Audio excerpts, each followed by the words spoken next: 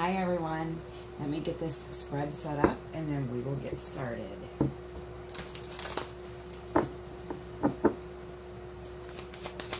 She is of Mesopotamian origin. She was Adam's first wife, created as an creation, and as such on a par with man, created in God's. Everyone is equal in the eyes of the goddess.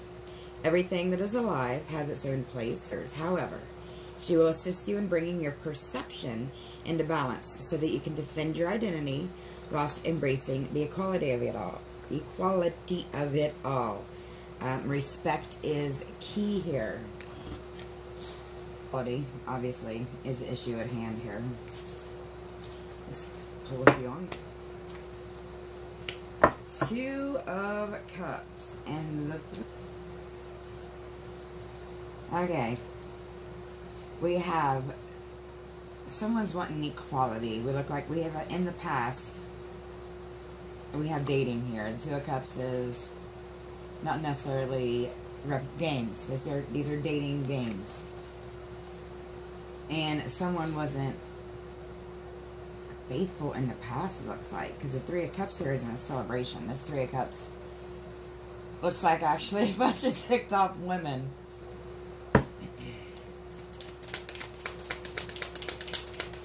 Okay, we have the Magician, the Five of Cups, the Eight of Wands, and the Eight of Pentacles. Wow, okay, well, Magician. Yeah, because there's a Five of Cups. Five of Cups, typically someone crying over spilled milk.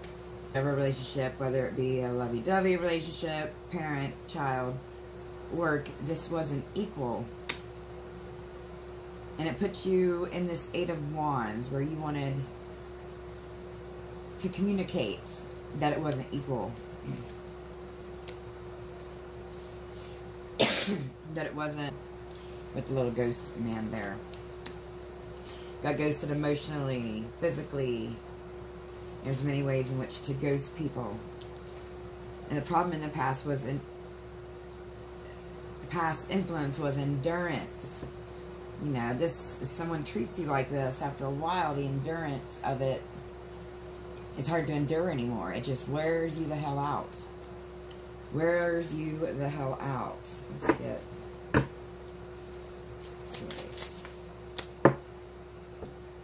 Yeah, it wore you out. Some of you may have been trying to save the money here, because this is the Four of Pentacles. Four of Pentacles, you were enduring this behavior from somebody because you just wanted to keep the peace, because you thought it would keep the peace, but it just made them go into their ego more with the Nine of Pentacles. And you weren't listening to your intuition with the birds all flying above this Nine of Pentacles card. Fate. Fate's up here in your message from the goddess. Orchestrated by Godiverse, the Most High. This was fate. And I'm not getting any bad juju off here. I feel like lessons are being learned. But I do feel picking up on a lot of sadness. Yes, someone feels like they're working alone now with the Three of Pentacles. And that goes flying away. And it's kind of scary. Which it's going to be. And this, again, yes. With the Eight of... Up in your head, all emotional, all up in your feels, all up in your head, and not balanced. That yin-yang energy, and as long as you keep doing this, the witchcraft, if you get witchy, it will reflect back onto them. As long as you're working to be your highest self, you know, you just really break into an oracle here.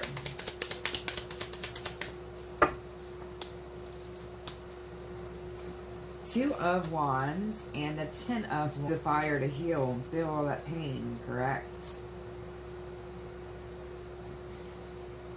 I'm getting the full moon with this here Ten of Wands as well. The full moon will be the second week of October, I believe. But yeah, this person is planning. We have the Two of Wands here, which is planning. Plan your goals while coming up out of this pain. And Like I said, I feel a lot of you, the moon will have a lot to do with it. You know, growth and change takes time. Your own savior. Your own knight in shining armor, so to speak. What decisions you made. Type father figure too, but that's not for all of you. Okay, let's get some more advice moving forward here. Below, be in the Buy Me a Coffee link below. I'll extend it and look into, you know, this winter, this harvest season, you know, the dark half of the year, what you're going to get into with hermit work and what you can do to help with that. And possibly how this past influence is going to affect you, if they're actually going to hit the road. We shall see, but rebirth, yes. What happens after you go into hermit mode? Rebirth, soul elevation, yes.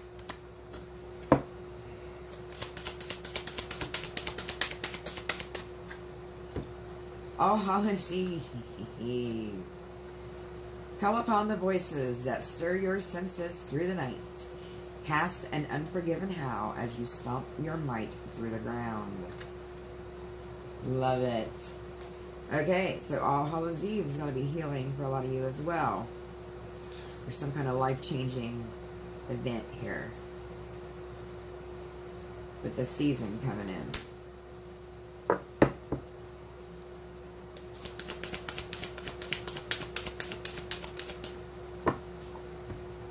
Yep, the veil. Some of you may be getting messages from past loved ones because, you know, the veil around All Hallows Eve or Samhain is when it's the thinnest, so it's easier to communicate with spirits at that time. You don't have to be the type of witch I can and just do it all year, but it's easiest to do it at this time. One more.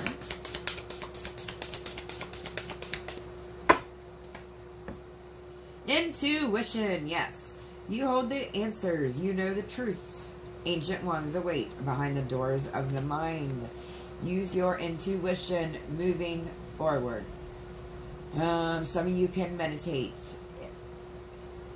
Even just listening to music is good with meditating. Drinking more water.